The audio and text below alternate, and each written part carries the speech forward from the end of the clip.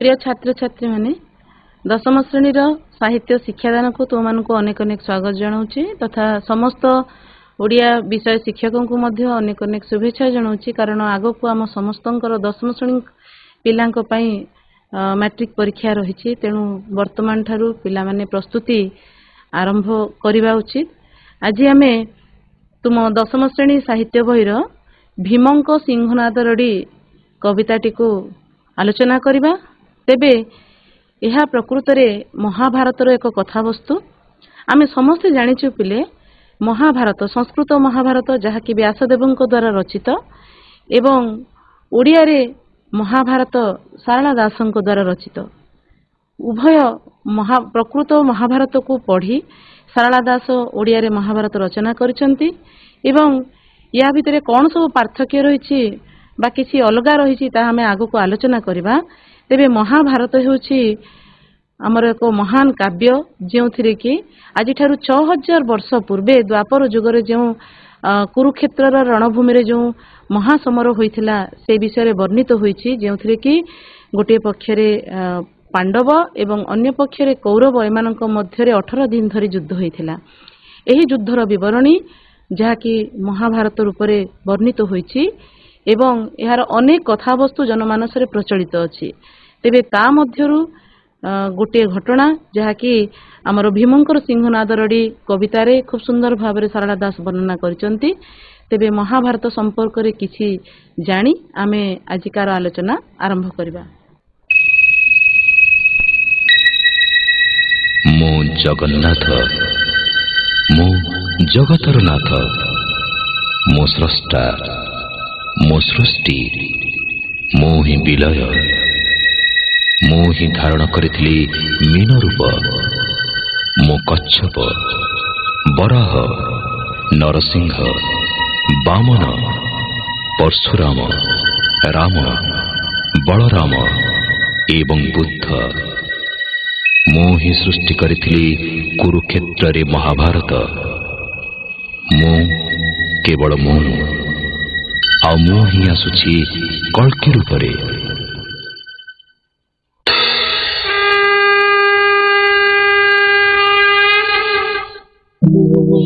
यदा यदा हि धर्मस्य ग्लानिर्भवति भारत अभ्युत्थानमधर्मस्य तदात्मानं सृजाम्यहम् परित्राणाय साधूनां विनाशाय च दुष्कृतां धर्म संस्थापनार्थाय संभवामि युगे युगे। माने आमे वर्तमान देखुथिले प्रकृत रे संघटित होइथिबा महाभारत युद्धर किछि झलक जोंथिरे कि संस्कृत रे व्यासदेव खूब सुंदर भाव में महाभारतर कथावस्तु अवतारण करिसंती किंतु एही संस्कृत महाभारत को अनुसंधान करी एवं ताको पढ़ी सारला दास मध्य आज 800 वर्ष पूर्वरु से ओडिया रे महाभारत रचना करि जाइछंती। जहा ओडिशा माटी पई एक गर्व एवं गौरवर विषय। तेबे आज आमे जो कविता पढ़िबा भीमंक सिंहनाद रड़ी ताहा सारला दासंकर लिखित ओडिया महाभारतर गदा पर्वरु आसीअछि एवं से जो 18टी पर्व सर्वमोट सारला महाभारत रही एकादश अर्थात 11 नंबर अध्याय होछि गदा पर्व जो से सर्वमोट 10टी अध्याय रखिचंती एवं तारी भितर आमर ए प्रसंग भीमंक सिंहनाद रड़ी कविताटी आसीअछि। तेबे प्रथमे आमे सारला दासंक विषय जानिबा। सारला दासंकर पितामाता प्रदत्त नाम थिला सिद्धेश्वर परिड़ा। से जगतसिंहपुर जिल्लार झंकड़ ग्राम रे जन्म ग्रहण करथिले एवं प्रमाण मिले जे पंचदश शताब्दी रे अर्थात 1400 रु 1500 एही 100 वर्ष मध्यरे सेतेबेले गजपति राजा थिले कपिलेन्द्र देव। कपिलेन्द्र देवंकर राजत्व रे अर्थात तांकर समकालीन तांकर लेखा गुडी करे प्रमाण मिले। तेणु विश्वास करिबा जे पंचदश शताब्दी रे कपिलेन्द्र देवंक समय रे से जीवित थिले। तथा तांकर साहित्य कृति गुड़िक सेतेबेले ही रचना करा जायछि। साहित्यिक भावे तांकर दास यात्रा आरंभ होइथिला। सुनिला बेलको बड़ अडुआ लागुछि। तेबे ये जो समय कथा आज 800 वर्ष पूर्वे केवल ओडिशा नुहे समग्र भारत रे आमर वर्ण अर्थात आमर समाज को 4टी वर्ण रे विभाजन करा जायतिला। ब्राह्मण, क्षत्रिय, वैश्य, शूद्र। ब्राह्मण जो माने की पूजा पाठ करुथिले तथा ईश्वर पाखरे साधारण लोकंकर मनर भाव को प्रकाश करुथिले। क्षत्रिय जो माने की शासन कार्य परिचालना करुथिले तथा युद्ध विद्या रे निपुण। वैश्य अर्थात व्यवसायी जो माने व्यवसाय करुथिले तथा शूद्र जो माने समाज रे समस्त काम सामाजिक स्तर रे समस्त काम को से माने तळुआ स्तर रो समस्त काम को करुथिले।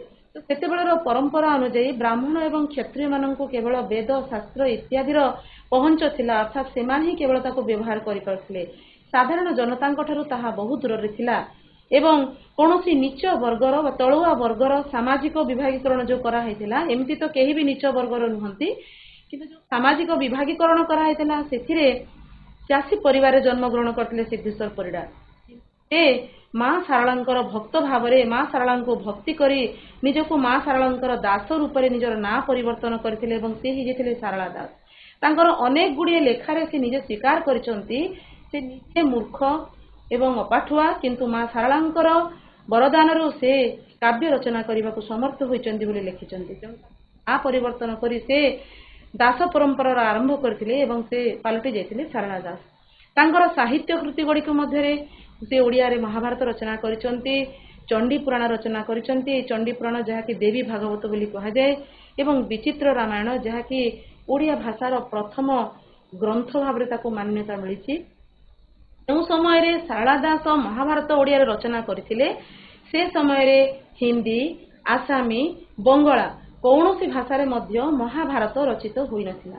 तेणु एही गौरव ओडिशा माटी को ओडिया माननकु सारला दास जोगाइथिबारु तांको अनेक गुडिये उपाधि मध्य प्राप्त होईछि। तांको आदि कवि कहा जाय। तांको पूर्वरु मध्य साहित्यिक रहिथै पारंती कारण भाषा समृद्ध थिला। लिपिर व्यवहार आरंभ होई सारिथिला। जदि न होइथांता से किबळी भाबरे एते सुंदर काव्य रचना करिथांते किंतु से ग्रंथ जहा तांको पूर्वरु रचित होईछि सेगुडी को वर्तमान नष्ट किंबा सेगुडी को मिलु नाही।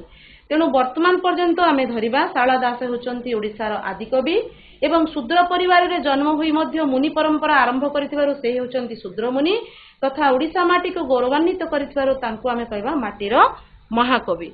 वर्तमान आमे जानिबा ओडिया भाषा प्रति तांकर कोन सब अवदान रहिछि। ओडिया भाषा को शास्त्रीय भाषार मान्यता प्राप्त करिबारे सारला दासंकर अवदान रहिछि। मु कहिली काहेकि ना बंगला, आसामी, हिंदी ए सब भाषा रे महाभारत रचना हेबा पूर्वरु सारला दास ओडिया रे महाभारत रचना करिसे। साधारण ए जो ओडिया महाभारत रचना करछन तार स्वतंत्रता कोन सेते कोन अलगा रहिछि।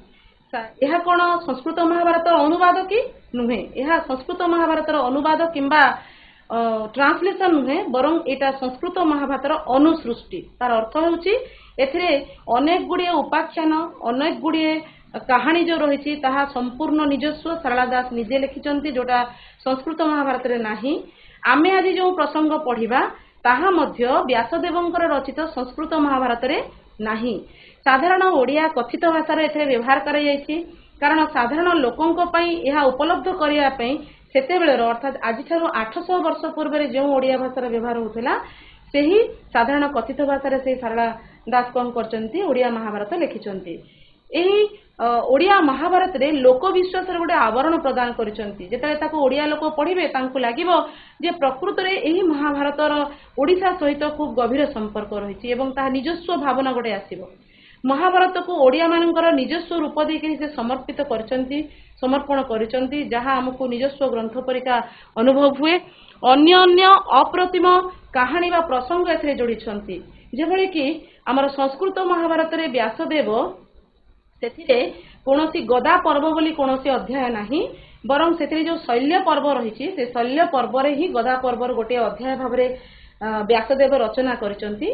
किंतु सारला महाभारत रे गदा पर्व होछि एहार एक स्वतंत्र अध्याय जो 18टी अध्याय रहिछि ता भितर प्रथमटी जो आद्य मध्य एभଳି रहिछि शेषरे स्वर्गारोहण पर्व रहिछि एवं मध्य रे 11 नंबर पर्व होछि गदा पर्व जहा कि सारला दासंकर स्वतंत्र एक कौन तांकर गोटे सी गोटे अलगा अध्याय से जोड़ी एवं एथिरे केवल अध्याय नुहे अनेक प्रसंग मध्य से जोड़ी एई जो व्यास सरोवर कथा कहिसंती ता भितरे जहा घटना घटिछि से कथा व्यासदेव रचना करि नाहंती से सारा संस्कृत महाभारत रे कोन अछि ना जेते बेले 17 दिन धरिकी युद्ध सरिछि 18 नंबर दिन रे दुर्योधन निराश होई दुर्वासा ऋषिंकर तांकर कौन कर उपदेश से जाकि व्यास सरोवर रे लुचिचंती सेते बेले संस्कृत महाभारत रे लिखित अछि जे केवल भीमंकर रडी रे भीमंकर चित्कार रे तांकर भर्त्सना रे गाड़ी रे दुर्योधन सरोवर भितर बाहरी जाइचंती एवं से युद्ध पई आग भरैचंती किंतु सारा महाभारत वर्णना करा जायछि जे ता पई किछि प्रयास करिया को पड़िछि सेतिरे सहदेव श्रीकृष्ण भीम शिवंकर एई सबु चरित्र गुड़िक जोड़ी हेछि जहाँकि शारदा दासंकर निजस्व पुराण शास्त्र गुड़ी को सामाजिक करने से प्रयास करछंती एक कथा हमें आगु आलोचना कर सारिछु वर्तमान हमें जानिनेबा जे महाभारत युद्ध रे प्रकृति रे जो दुईटा पक्ष रे ए महासमर हेतिला सेथिरे किए किए थिले गोटे होची ना हस्तिनापुर रो जो राजवंश थिले एथिरे पांडव भी हस्तिनापुर रो राजवंश से परिवार थिले एवं कौरव रे मध्य जो पुत्र माने थिले से माने मध्य राजवंशर सेही हस्तिनापुर राजवंशर थिले तेबे जानि रखो पिला माने पांडव हुअंतु कि कौरव हुअंतु उभय होचंती कुरुवंशर तेबे काहीकि विभागीकरण करागला जेतेबेले युद्धर परिस्थिति आसिला जेतेबेले राज्य लाभ करिया पई महाभारत युद्ध संघटित होला सेतेबेले ए कुरु वंशरु ए कौरव मानक भूतरु पंडु राजांकर पुत्र भीम युधिष्ठिर भीम अर्जुन नकुल सहदेव जो माने कि अत्याचारित होइथिले जो माने निष्पेषित होइथिले से माने श्रीकृष्णंकर सहायता रे अलगा दल गठन करिसंती एवं निजको महाभारत युद्ध रे कौरव बोलिकरी न बोलाई से माने पंडुंकर निज पिता पंडुंकर पुत्र हिसाब रे पांडव भाव रे परिचय दिसंती एवं गोटिए दल रे पांडव आर पक्ष रे कौरव कौरव रे धृतराष्ट्र एवं गांधारींकर शतपुत्र एथिरे रहिसंती आ गोटे कथा ना संस्कृत महाभारत रे व्यासदेव जेतले रचना करचंती संस्कृत महाभारत सेथिरे से कहिसंती धृतराष्ट्र एवं गांधारींकर 100 पुत्र थिले किंतु शारदा दासंकर ओडिया महाभारत रे से 100 पुत्रंक व्यतीत आउ दुईटी संतानर मध्य वर्णना करिसंती अर्थात सर्वमोट 102 संतान बोली व्याख्या करिसंती किए से दुई जण ना आउ दुई जण होचंती जण गोटे पुत्र द्रुदक्ष एवं जणे कन्या दुशीला 100 पुत्र कुकर्मी कुधर्मी पापी अन्यायी अत्याचारी थिबा बेले दुशीला एवं द्रुदक्ष पांडवंक परि महत आत्मा थिले वर्तमान आमे जानिबा विषय को आसी दिबा जे कोन प्रकृति रे घटनाटा ना महाभारत युद्ध आरंभ होईछि 17 दिन सरी जाईछि एवं जेते बेले कौरव पक्षर 100 पुओ दुर्योधनंकर पुत्र गुरु द्रोणाचार्य भीष्म पितामह ये समस्तंकर देहांत घटी समस्तंकर बध हो सारी तापरे दुर्योधन कौन करिसंती निराश्रयी होई निज स्त्री भानुमती परिवार ठारू से विदाय नहीं आसीचंती एवं प्राण विकल रे से कौन करिसंती ना गोटे सरोवर रे जाइकरी लुचि जाइचंती तेबे सेतेबेलकु तांकर एकमात्र पुत्र लक्ष्मण कुमारंकर मध्य देहांत होईछि निराश होई जेतले थकी जाई दुर्योधन व्यास सरोवर को पलायन करिसंती सेठी कोन हेछि ना भीमंकर सिंहनादरडी विषयटी सारला महाभारतर गदा पर्वरु आसीछि महाभारतर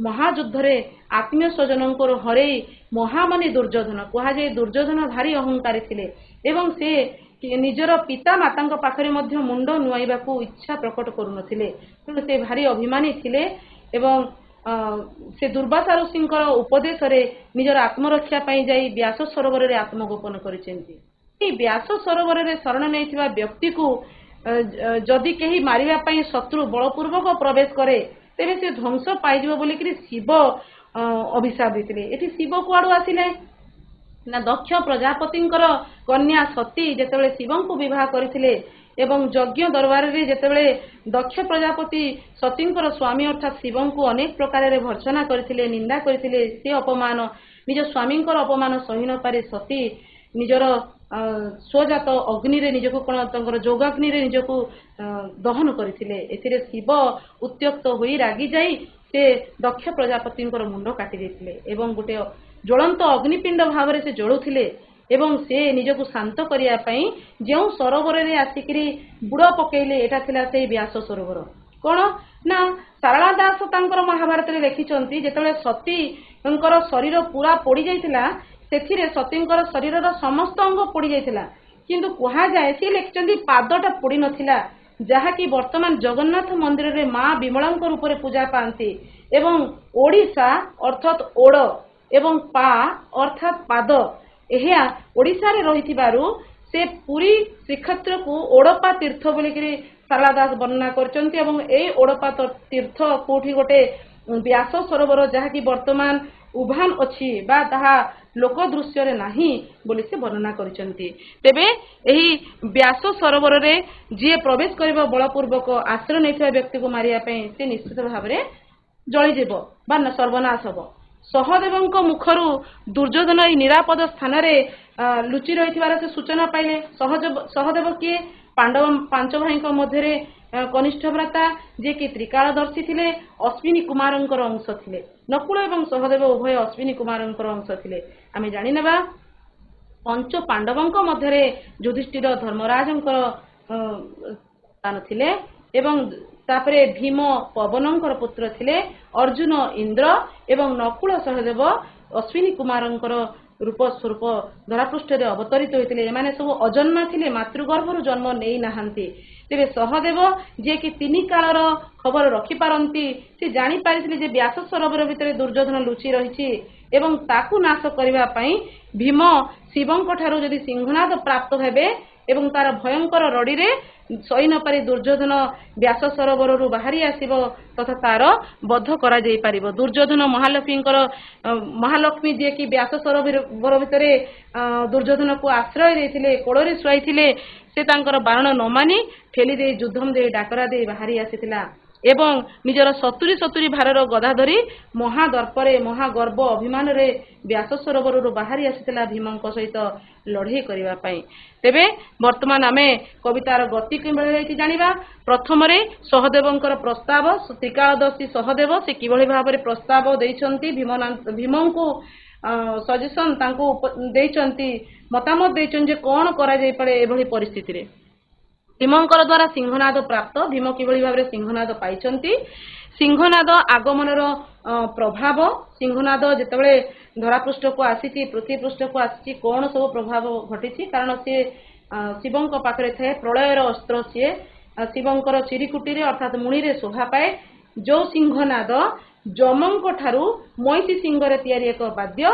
एवं से शिवंक ताहा उपहार स्वरूप देथिले कारण शिव होचंती प्रलयकर्ता संहारकर्ता तेणु तांको पाखरे से अस्त्र रही वाद्य अस्त्र रही सिंहनादर आगमन प्रभाव सिंहनाद बादनर प्रभाव सिंहनाद बजेଇବା द्वारा कौन प्रभाव होइछि धरापृष्ठ रे तार कौन कुप्रभाव पड़ी केते प्रभावशाली से कथा हमें कवितार जानिबा तापरे लक्ष्मींकर सांत्वना सरोवर भितर लक्ष्मी कोल दुर्योधन विश्राम नहीं 17 दिन युद्धरु परिवार समस्त को हरई निजर गेल्हा पुओ को हरई से विश्राम नौचंती लक्ष्मी किभଳି सांत्वना देइचंती से कथा कवितार अछि दुर्योधनंकर गदा युद्ध पई प्रस्तुति एभଳି कोन घटिला दुर्योधन शेष रे जे लुचि रहिथिले से गदा युद्ध पई प्रस्तुत हो गले ताहा हमें कवितारु जानिबा वर्तमान व्यास सरोवर विषय जानिबा एहा अष्ट ओड़पा महातीर्थ बोली स्वतंत्र वर्णना करचंदी सारला दास संस्कृत महाभारत रे नाही एवं एबे कुआडे गला अष्ट ओड़पा महातीर्थ वर्तमान ताहा अदृश्य अछि बोली करी कवि कहउचंती एवं कवि कहउचंती व्यासदेव जेतेबेले प्रलय आसिला सेतेबेले व्यासदेव नारायणंकर वक्षरे माने तांको शरण नैचंती एवं जेतेबेले से नारायणंकर वक्ष को पसिचंती सेतेबेले से देखुचंती जे सेठी क्षीर समुद्र अछि एवं से क्षीर समुद्र भितर से व्यास गोटे सरोवर देखुचंती जो सरोवर रे से जोग निद्रा रे जाइचंती एवं प्रकृति रे सेही सरोवर रे रही व्यासदेव कोन करिचंती गणेशंकर आशीर्वाद रे से सेठी अष्टादश पुराण महाभारत इत्यादि रचना करुछंती कारण महाभारत संगठित हेबा परे से महाभारत रचना करुछंती एवं सेही व्यास सरोवर कथा एठी किभଳି भाबरे सारला दास आनिचंती दक्ष यज्ञ नाश पर शिव निजको शीतल करिया पेठरे प्रवेश करथिले आमे से कथा जानिले केमती अभिशाप मिलिछि व्यास सरोवर को से कथा मध्ये आमे जानिले तेणु बलपूर्वक जदि व्यास सरोवर रे केही प्रवेश करे तेबे शत्रु ध्वंस पाइजिव। एबे सारला महाभारत रे से कहते ओडिशा रे यहाँ अच्छी बोलिकी रही बोली, किंतु संस्कृत महाभारत रे यहाँ कुरुक्षेत्र अर्थात वर्तमान हरियाणा सेठी स्थित बोलिकी कह जाउछि। कारण वर्तमान भी हरियाणा रो एक स्वतंत्र जिला होछि कुरुक्षेत्र, एक तीर्थस्थली। वर्तमान कविता को जीवा। सहदेव बोइला स्वामी शुणिबा जगन्नाथ, शुणिबा जगन्नाथ। एठी पिला माने सहदेव प्रथमे सहदेव मु कहितली सहदेव प्रथमे मतामत देइचंती बोइला, जहाँकि आज 800 वर्ष पूर्व निछक ओडिया शब्द, ओडिया समाज रे एई शब्द प्रचलित थिला। बोइला अर्थात कहिला। सहदेव कहिले, एठी स्वामी कहिले भगवान को कहा जाउछि, कारण स्वामी होचंती आमे कहू जगन्नाथ स्वामी। तेणु स्वामी किए? ईश्वर होचंती स्वामी। तेणु स्वामी शुणिमा जगन्नाथ, शुणिबा अर्थ शुणिबा हुअन्तु, शुणन्तु शुणन्तु हे जगन्नाथ। एटी जगन्नाथ होचंती श्रीकृष्ण। देख पिला माने स्वामी जगन्नाथ गोविंद ए समस्त होची श्रीकृष्णଙ୍କର अन्य नाम, श्रीकृष्ण को बुझौछि। एवं तापरे कहउचंती ईश्वरन को सिंहनाद मागंतु पवनर सुत। एटी ईश्वर कहिले शिवं को बुझौछि, ईश्वर कहिले शिवं को बुझौछि। ईश्वरन को सिंहनाद सहदेव मतामत दउचंती श्रीकृष्ण कहउचंती जे ईश्वरन को सिंहनाद मागंतु पवनर सुत। से बाट देखै दउचंती, कहउचंती सिंहनाद एक वाद्य यंत्र अछि जहा प्रलय सृष्टिकारी, ताकू मागी पकांतु पवनर सुत। एटी पवनर सुत किए ना? पवनर सुत हेउचंती भीम। तापरे गोविंदे बोइले जेबे यमंत अछि भीम। एते चिंता भितर जेतले गोविंद एकथा जानिबा को पाइले, अर्थात श्रीकृष्ण एकथा जानिबा को पाइले, से कहते जदि बोइले अर्थात कहिले जेबे जदि यमंत अछि भीम, यमंत माने एही भଳି, जदि एही भଳି किछि कथा अछि तेबे एठरू भाग करके आमे पढिबा। भीम बुद्धि हराई किंपे कलु तु मति भ्रम। ले हे भीम तुमी कोन पाई बुद्धि हजेई, अर्थात एते व्यतिव्यस्त काहेकि होउछ एवं काहेकि निजर मति भ्रम करूछ, निजे भूल धारणा सृष्टि करूछ, अर्थात निजे बाट हो जाउछ। एबे बहन तु, एटा श्रीकृष्णଙ୍କର वाक्य। एबे बहन तु विश्वनाथ को सिंहनाद माग कहउचंती। एबे बहन, बहन अर्थात तुरंत, एबे तुरंत तू अर्थात तुम्भे विश्वनाथ को, विश्वनाथ कौन? विश्वनाथ होची शिवंकर अन्य एक नाम। ईश्वर गला, विश्वनाथ गला।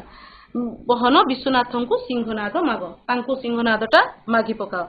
रडीर नादे मान गोविंद बाहर हो बेग। एवं रडीर नादरे, नाद माने कोन? तार ध्वनि, तार स्वर रे, रडीर स्वर रे मान गोविंद। एठी मान गोविंद कहले दुर्योधन को कह जायछि, कारण दुर्योधन होचंती बहुत मानी, अभिमानी। एवं प्रश्न आसी पारे, तुम मन रे प्रश्न आसी पारे पिला माने जे काहे कि दुर्योधन पर जने पापी व्यक्ति को गोविंद बोली आख्या दियाछि। प्रकृति रे दुर्योधन जेतेबेले भगवान धरापृष्ठ रे अवतरण करंती, अवतार नियंती, प्रकृति रे सब भगवानकर लीला खेला थाए एवं से तांकर पूरा दल टीम धरिकी आसंती धरापृष्ठ को।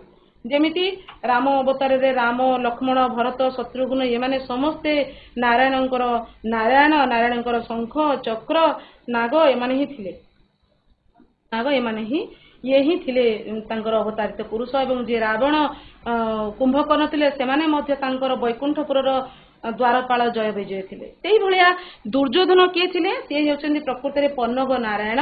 पन्न अर्थात निम्न, ग अर्थात गति, पन्नग अर्थात निम्न गति, अर्थात पाताल रे जो नारायणंकर, पन्नग नारायणंकर गोटे अदृश्य रूप रही, ये होचंती सेही पन्नग नारायणंकर अवतार मान गोविंद। तो रडीर नादे मान गोविंद बाहर हो बेग। से शीघ्र से भितर तार नादरे तार जो कंपन हम से बाहरी आसु। ध्यानेण चिंतिला से पांडव सुंदर। वर्तमान भीम ए संतुष्ट हेले एवं भीम संगे संगे शिव को संतुष्ट करने कौन कले? ध्यानेण अर्थात ध्यान रे, ध्यानेण अर्थात ध्यान रे चिंतिला, चिंता कले अर्थात ध्यान कले किए ना? पांडव सुंदर। एठी पांडव सुंदर मध्य भीमंकर आउ एक गोटे पवनर सुत, गोटे पांडव सुंदर।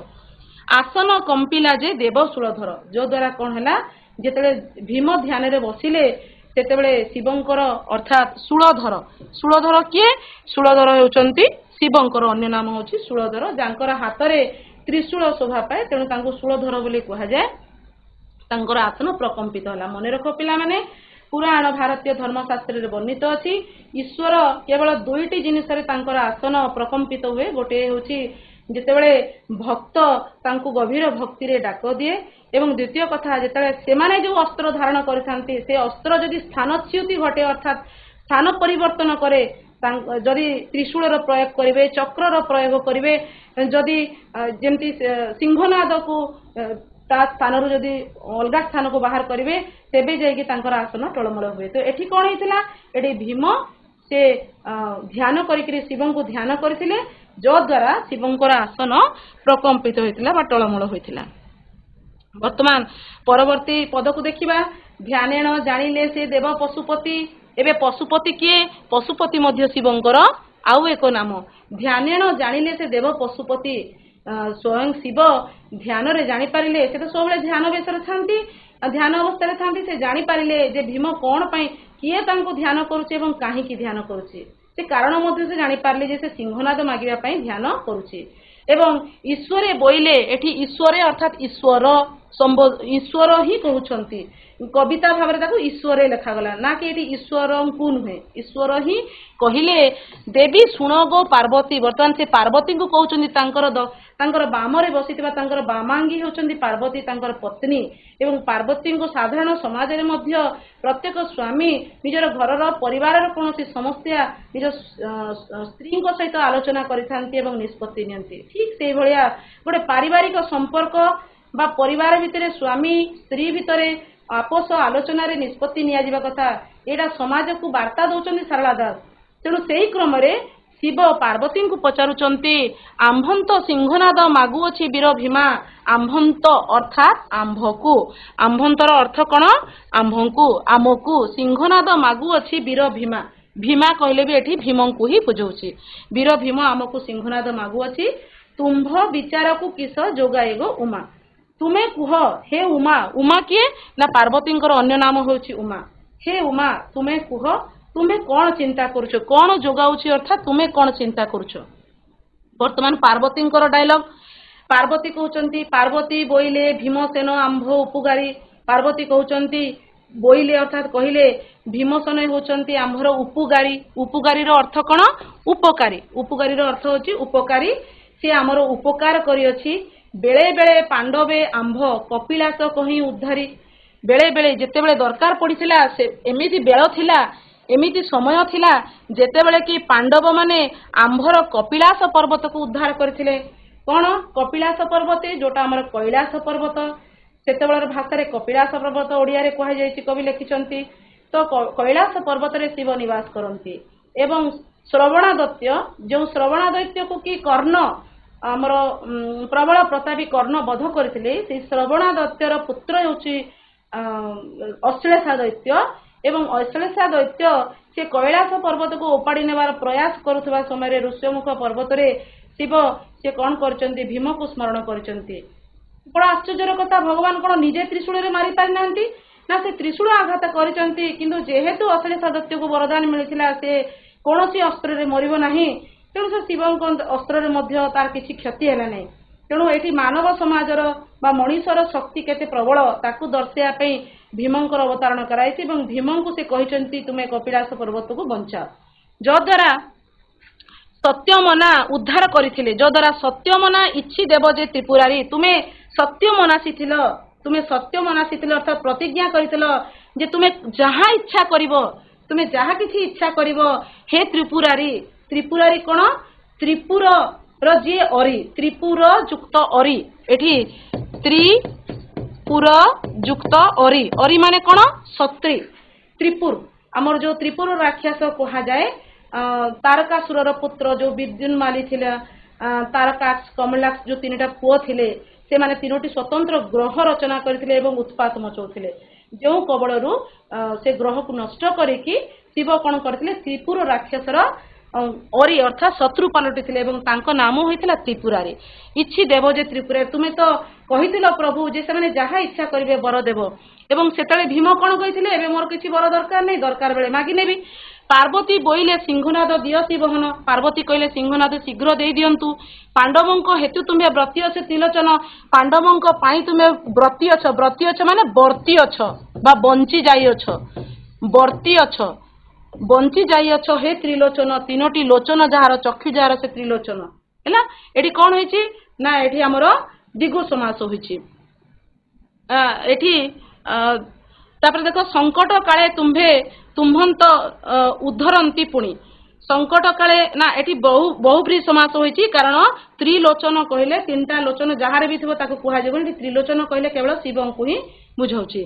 ତାପରେ ସଂକଟ କାଳେ ତୁମ୍ଭନ୍ତ ଉଦ୍ଧାରନ୍ତୁ ପୁଣି ପୁଣି ବିପଦ ବେଳେ ତୁମ୍ଭଙ୍କୁ ମଧ୍ୟ ସେ ଉଦ୍ଧାର କରିଥିଲେ। ତେଣୁ ଦିଅସି ସିଂହନାଦ ପ୍ରସନ୍ନ ବଦନ ତେଣୁ ଖୁସି ମନରେ ବଦନ ଖୁସି ମନରେ ତାଙ୍କୁ ସିଂହନାଦ ଆପଣ ଦେଇ ଦିଅନ୍ତୁ। ଘନ ଘନ ଆସନ କମ୍ପଇ ସଦାନନ୍ଦ ଆସନ ଘନ ଘନ ତାଙ୍କର କମ୍ପିବାକୁ ଲାଗିଲା। ସଦାନନ୍ଦ ଯିଏ ସର୍ବଦା ଆନନ୍ଦିତ ଥାନ୍ତି ସେ ହେଉଛନ୍ତି ଶିବ। ତାଙ୍କର ଆସନ ପ୍ରକମ୍ପିତ ହେବାକୁ ଲାଗିଲା।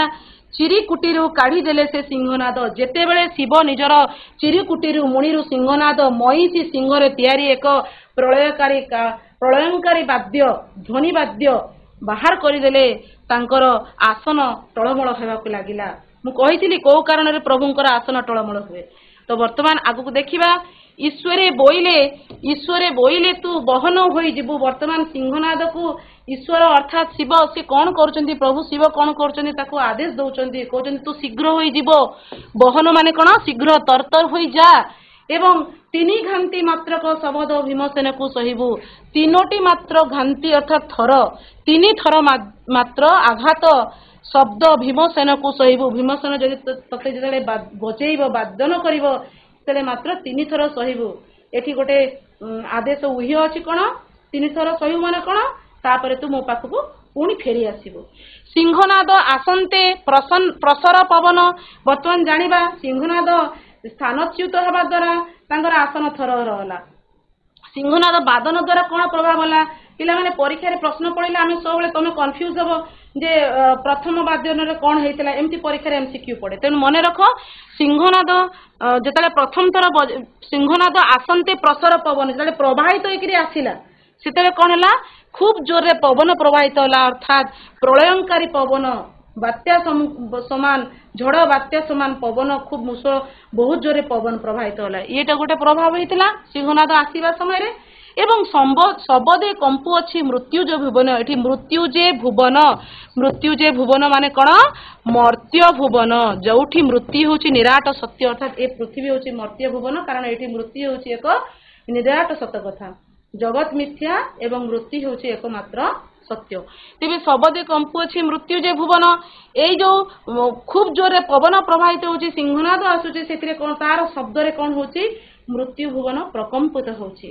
ଆଉ କଣ ପ୍ରଭାବିତ ହଉଛି ଆଉ କଣ ପ୍ରଭାବ ପଡୁଛି ନା କାଳାନଳ କାଳ ଅର୍ଥାତ୍ ମୃତ୍ୟୁ କାଳ ଯୁକ୍ତ ଅନଳ କାଳ ଆଉ ଅନଳ ଏଇ ଦୁଇଥିର କାଳ ଶେଷ ଉଚ୍ଚାରଣ ମିଶିକିରି କାଳାନଳ ହେଲା।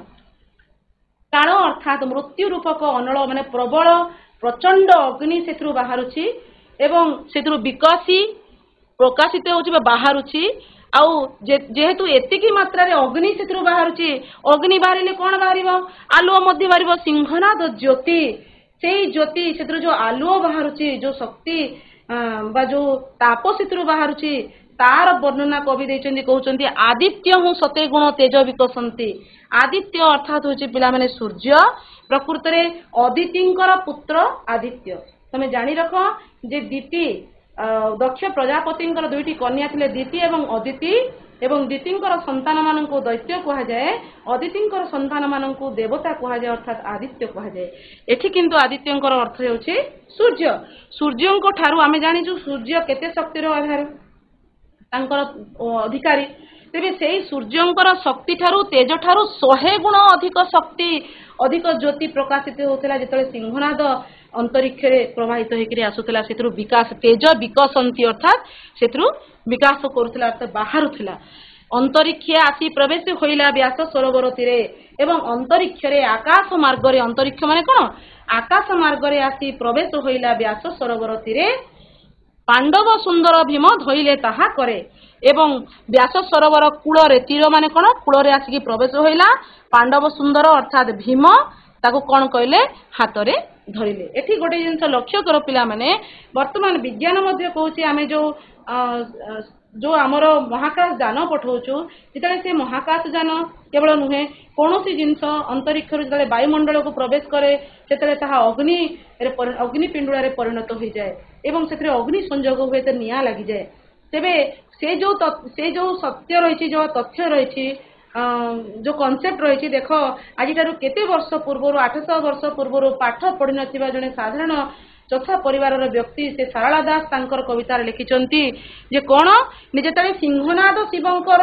मुनिरु बाहर गिरी उड़ी उड़ी आसुची सेतरु तेज ज्योति बाहरुची अनल अग्नि संजोग हेछि एवं सेतरु केते पवन प्रसारित होछि तेणु एठी से विज्ञानर से तथ्य मध्य से समय मध्य से तथ्य से प्रमाण करिसंती जहा प्रमाण करे जे भारत शास्त्र रे ए सब तथ्य आगुरु मध्य रहिछि हमर पुराण रे ता लिखित अछि पांडव सुंदर भीम धइला ताहा करे एवं भीम ताकू हातरे धरिले एवं भीम वर्तमान सिंहनाद प्राप्त होइचंती एबे आमे जानिबा जे एठी बहुत गुडे ना जो प्रतिशब्द बा तांकर बदल रे अन्य ना व्यवहार करा जाय पारे आमे सेगुडा को जानिबा वर्तमान पिला माने तु माने टिके रेडी प्रस्तुत हे जा वर्तमान यार उत्तर दबो श्री कृष्णंकर सहित को नाटा आमे जोड़ी पारिबा जणे क्या हो कि जड़े माइक्रोफोन धर जे कि श्रीकृष्णंकर ना दीटा कहब एथुरु बाछिबा तमे कहबो मु जोड़ीबी ठीक अछि वर्तमान कृष्ण श्रीकृष्ण यांक सहित आमे जोड़ीबा ठीक अछि श्रीकृष्णंक सहित आमे नाम को जोड़ीबा एठु कोउडा नेबा को कोइटी ना को जगन्नाथ बहुत बढ़िया शाबाश जगन्नाथ आ गोटे को जगन्नाथ आ गोटे गोविंद गोविंद बहुत बढ़िया बसी जाओ शाबाश वर्तमान अन्य स्कूल रा पिला कहबे श्रीकृष्ण सहित आउ किछि ना आमे जोड़ी परिबा कि श्रीकृष्ण सहित आउ कोन ना आमे जोड़ी परिबा कुह पिला माने कुह अन्य स्कूल रे भी चेष्टा करो किमा अन्य पिला माने कुह कुह एठी श्रीकृष्ण सहित आउ को ना को आमे जोड़ी दे परिबा तो माइक्रोफोन ऑन करो तुम कथा सुभा जाउनी माइक्रोफोन ऑन करो अन्य स्कूल ट्राई करो तो शीघ्र करवा पिला माने अन्य स्कूल मान गोविंद हाँ को मान गोविंद मान गोविंद मान अच्छा पिला माने मान गोविंद तमे गोविंद लागिची बोली श्रीकृष्ण सहित जोड़ी दउछ कि मान गोविंद कहार अन्य नाम मान गोविंद किए निजे कुह मान गोविंद किए हेबे मु कहितली पन्नग नारायणकर अवतार थिले किए से मान गोविंद किए हेबे ता माने बसी माने उत्तर दुर्योधन बहुत बढ़िया मान ये दुर्योधन ताहले श्रीकृष्ण को सहित आ को ना जोड़ी हबो ठीक अछि तमे जे श्रीकृष्ण को पई पाउन भीमंग पई कुह आंक से भीमंग सहित को ना जोड़ी हबो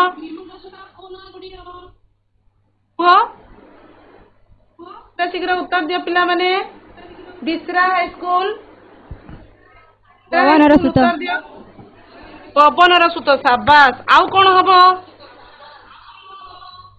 भीमसेन भीमसेन हां भीमसेन आसीबो आउ कोटा हबो भीमा पांडव सुंदर भीमा शाबाश पांडव सुंदर भीमा बहुत बढ़िया वर्तमान शिवंक सहित ठीक अछि वर्तमान शिवंक सहित को शब्द जोड़ी हबो को शिवंक सहित को शब्द जोड़ीबा पशुपति त्रिपुरारी तापरे पशुपति सदानंद जे सर्वदा आनंद चित्तरे थांती सदानंद आउ त्रिलोचन बहुत बढ़िया त्रिलोचन आउ किछि रही गला कि देखो अन्य स्कूल चेष्टा करो ईश्वर शाबाश ईश्वर आउ कोन हो विश्वनाथ ठीक अछि आउ किछि रही जाइछि कि देखो स्थूलधर शाबाश स्थूलधर वर्तमान कोन रही गला देखो पार्वती कहा सहित पार्वती सहित कौ ना जोड़ी हबो उमा ठीक अच्छे उमा जोड़ी हे बहुत बढ़िया बर्तमान ये प्रश्न गुड़ाकर उत्तर देव पठित कवितार कवि किए शीघ्र शीघ्र जड़े जड़े उत्तर दिया टीपीएस हाईस्कूल बनपाली बहुत सहज प्रश्न पठित कवितार कवि किए अच्छा सारला दास सारला दास सारला दास को आम कौन कही पूर्वर गोटे उपाधि लगा तीन उपाधि से पाई तमें गोटे उपाधि लगा उपाधि कौन लगेबा तीनोटी उपाधि मिली आम कौ उपाधि लगाओ कौन कहबा गोटे उपाधि मु लगाउची हैला मु कहबी आदि कवि ठीक अछि आदि कवि सुधराम मुनि माटीर महाकवि हां वर्तमान सारला दासंकर पितृदत्त नाम कौन थिला सिद्धेश्वर परिडा सिद्धेश्वर ठीक अछि सिद्धेश्वर परिडा पठित कविताटी केउ ग्रंथरु आसीछि तो कविता आमे पढुचु एटा तांगर को ग्रंथरु आसीछि काव्यर ना कोन हरिहर हाई स्कूल ओडिया महाभारत गदा पर्वरु आसी अछि ठीक अछि ओडिया महाभारत रा गदा पर्वरु आसीछि महाभारत केउ पर्व तमे ता परवर्ती प्रश्न मध्ये उत्तर देई दैछ गदा पर्वरु आसीछि सिंहनाद कौन कहला पिला माने सिंहनाद कौन बीएस स्कूल सुंदरगढ़ को सिंहनाद कहले आमे कौन बुझिबा सिंहनाद कौन सिंहरे निर्मित एक वाद्य महिषी सिंहर निर्मित एक वाद्य अच्छा ठीक अछि एटा गोटे प्रश्न जोड़ी देबी ए महिषी सिंहर निर्मित वाद्यटी शिवं को किए देथिले मु आज पढ़ेला बेलू कहली देथिले जम पाखे वाद्य जंत्र थिला पिला माने एवं ताकू से शिवं को देथिले कारण शिव होचंती प्रलयकर्ता संहारकर्ता मन रहिला सहदेवंकर जगन्नाथ सहदेव जगन्नाथ कौन कहले सहदेव जगन्नाथ कौन कहले देखी प्रथम धाड़ी रे अछि सहदेव जगन्नाथ कौन कहले खुटगांव फुल कुआ पिला माने काहाकू मागिबे सिंहनाद हाँ जी सिंहनाद क्या मागिबे शिवं को मागिबे शिवं को सिंहनाद मागिबा पई परामर्श देथिले ठीक अछि ओके तापर परवर्ती प्रश्न व्यासदेव व्यास सरोवर मध्य केउ ग्रंथ रचना करथिले अन्य स्कूल भी उत्तर दियो व्यासदेव व्यास सरोवर मध्य केउ ग्रंथ रचना करथिले को पिला माने बही रे लेखा है तुम कवि परिचय लेखा है व्यास सरोवर भितर रही कि से कौन रचना करथिले एटा परीक्षा प्रश्न पड़िबो बहुत गुरुत्वपूर्ण प्रश्न को कौन रचना करथिले महाभारत केवल महाभारत आउ अष्टादश पुराण मध्य रचना करथिले जगन्नाथ गोविंद प्रभृति कहार नाम अन्य स्कूल टिके उत्तर दियो अन्य स्कूल भी उत्तर दियो जगन्नाथ गोविंद कहार नाम हमें भी आलोचना कले ये होची श्रीकृष्णंकर नाम महामानी क्या कह जाए महामानी किए प्रबल अभिमानी किए थिले अन्य स्कूल मध्य जोड़ी हुआ एवं उत्तर दियो महामानी किए महामानी होचंती दुर्योधन ठीक अच्छे शिव चिरिकुटी सिंहनाद बाहर करने मात्रे कौन घटिला ता परवर्ती प्रश्न को जीवा हैला शिव चिरिकुटी सिंहनाद बाहर करने मात्रे कौन होइथिला जेतेबे शिव निज मुनि सिंहनाद बाहर कले प्रथम कौन है कौन होता कहले देखी जिते से सिंहनाद बाहर कले कौन है अंतरिक्ष रे उड़ी उड़ी गला ना किसी अलगा किसी होइतिला को नीलमणि गर्ल्स स्कूल को कौन होता सिंहनाद बाहर करने मात्रे कौन होता ना शिवंकर आसन ही टलमल होता प्रकम्पित होता मु देखुची किसी पिला उत्तर देवा इच्छा करुन किंतु जदि तुम उत्तर देव तेरे परीक्षा पाई मध्य तुम प्रस्तुत हो पार तुमको आग्रह लगे कथा पिला माने प्रश्नर उत्तर देवाई कारण बहुत सहज प्रश्न सब अच्छी जोटा आम एबे पढ़ीचु बहुत बढ़िया टिके शीघ्र शीघ्र उत्तर दब है किए महादेवंकर आस्थान को ओपाड़ी नेउथुवा बेले ऋष्यमुख पर्वत रे थिबा भीम को शिव डाकी थिले किए ओपाड़ी नौथिला ମୁଁ ସେ ରାକ୍ଷସର ବାପାର ନାଁ କଣ କହିଥିଲି? ଶ୍ରବଣାଦୈତ୍ୟ କହିଥିଲି। ଏବେ ଶ୍ରବଣାଦୈତ୍ୟର ପୁତ୍ର କିଏ ଥିଲା ଯିଏ କି କୈଳାସ ପର୍ବତକୁ ଓପାଡ଼ି ନେଉଥିଲା? କହିଲ ଦେଖି, ସେ ଦୈତ୍ୟର ନାମ କଣ ଥିଲା? ଅଶ୍ଳେଷାଦୈତ୍ୟ। ସାବାସ୍, ବହୁତ ବଢିଆ, ଅଶ୍ଳେଷାଦୈତ୍ୟ। ଅଶ୍ଳେଷାଦୈତ୍ୟ। ଠିକ ଅଛି। ବର୍ତ୍ତମାନ ଦେଖ ପିଲାମାନେ, କୁନ୍ତୀଙ୍କର ପୁତ୍ର କଣ ହବ? କୁନ୍ତୀଙ୍କର ପୁତ୍ର କଣ ହବ? ଏକ ପଦରେ ପ୍ରକାଶ କରିବା। କୁନ୍ତୀଙ୍କର ପୁତ୍ରକୁ ଆମେ କଣ କହିବା? କୌନ୍ତେୟ। ମନେ ରଖ, ଏଇଟା ତୁମ ପାଇଁ ବହୁତ ଜରୁରୀ। ସେମିତି ପବନଙ୍କର ପୁତ୍ର କଣ ହବ? ପବନଙ୍କର ପୁତ୍ର କଣ ହବ? ପାବନ। ନାଇଁ, ପାବନୀ। ପାବନୀ। ପାବନୀ, ପାବନୀ। ହର୍ଷଇ ଦବ ହେଲା। ପଣ୍ଡୁଙ୍କର ପୁତ୍ର ବହୁତ ସହଜ, କହିଲେ କଣ ହବ? ପଣ୍ଡୁଙ୍କ ପୁତ୍ର ପାଣ୍ଡବ। ପାଣ୍ଡବ। ପାଣ୍ଡବ। ମରୁତଙ୍କର ପୁତ୍ର, ମରୁତର ବି ଅର୍ଥ ହେଉଛି ପବନ। ମରୁତଙ୍କର ପୁତ୍ର କଣ ହବ? ମାରୁତି। ମାରୁତି। କାହାକୁ କୁହାଯାଏ ମାରୁତି? କହିଲ ମାରୁତି କିଏ ସେ କହିଲ? ହନୁମାନ। ଆଉ କିଏ? ଭୀମ ଏବଂ ହନୁମାନ, 2 ଜଣ ହେଲା। ଭୀମ ବି ଏବଂ ହନୁମାନ ବି ରହିବେ। ଠିକ ଅଛି। ବର୍ତ୍ତମାନ ଅନ୍ତରୀକ୍ଷ ଆସି ପ୍ରବେଶ ହୋଇଲା। ଏଠାରେ ରେଖାଙ୍କିତ ପଦର ଅର୍ଥ କଣ? ଅନ୍ତରୀକ୍ଷର ଅର୍ଥ କଣ କହିଲ ପିଲାମାନେ? ଅନ୍ତରୀକ୍ଷ, ଶୀଘ୍ର ଶୀଘ୍ର କୁହ, ଟାଇମ ନାହିଁ। ଅନ୍ତରୀକ୍ଷ କହିଲେ ଏଥିରୁ କୋଉଟା ହବ? ଆକାଶ। ଭେରି ଗୁଡ୍, ଆକାଶ। ସିଂହନାଦର ତେଜକୁ କାହା ସହିତ ତୁଳନା କରାଯାଇଛି? ଅଗ୍ନି। ଅଗ୍ନି। ଆଦିତ୍ୟ କହିଲେ ଅଗ୍ନି କି? ଆଦିତ୍ୟ, ମୁଁ ଆଦିତ୍ୟ ହଉ ଶତଗୁଣ କହିଥିଲି। ସୂର୍ଯ୍ୟ। ଭେରି ଗୁଡ୍, ସୂର୍ଯ୍ୟ। କେଉଁ ମହାବୀର ଅଶ୍ଳେଷାଦୈତ୍ୟକୁ ମାରିଥିଲେ? ଏବେ ଆମେ ଅଶ୍ଳେଷାଦୈତ୍ୟକୁ ମାରି କୈଳାସ ପର୍ବତକୁ ରକ୍ଷା କରିଥିଲେ। ଠିକ ଅଛି, ଭୀମ। ପଠିତ କବିତାରେ ପବନ ସୁତ କିଏ? ପବନ ସୁତ କିଏ କହିଲେ ଦେଖି? ହନୁମାନ। ଭୀମ। ହନୁମାନ। ଭୀମ। ଠିକ ଅଛି, ଠିକ ଅଛି ପିଲାମାନେ, ହନୁମାନ ବି ହବ। ତମେ ଥରେ ଲେଖା ଉତ୍ତର ଦିଅ। ହନୁମାନ ବି ହେବେ, ଭୀମ ବି ହେବେ, କିନ୍ତୁ ଏଠି ପଠିତ ପ୍ରସଙ୍ଗରେ ହନୁମାନ କଥା ଆସିଛି କି? ଏଠି ଆମେ କାହାକୁ କହିବା? ଭୀମ କହିବା ହେଲା। ତୁମ୍ଭନ୍ତ ଶବ୍ଦର ଅର୍ଥ କଣ? ତୁମ୍ଭନ୍ତ ଶବ୍ଦର ଅର୍ଥ କଣ? ତୁମ୍ଭଙ୍କୁ। ତୁମ୍ଭନ୍ତ ମାନେ ତୁମ୍ଭଙ୍କୁ, ଆମ୍ଭନ୍ତ ମାନେ ହେଲା ଆମ୍ଭକୁ। ସାରଳା ଦାସ କେଉଁ ସମୟରେ ଜୀବିତ ଥିବାର ଜଣାଯାଏ? ଦେଖିଲ, 15ଶ ଶତାବ୍ଦୀ ଆମେ କହୁଛେ। ଏଇଟା କୋଉଟା ହବ ଦେଖିଲ? ଶୀଘ୍ର ଶୀଘ୍ର କୁହ ପିଲାମାନେ। 15ଶ ଶତାବ୍ଦୀ ଅର୍ଥାତ୍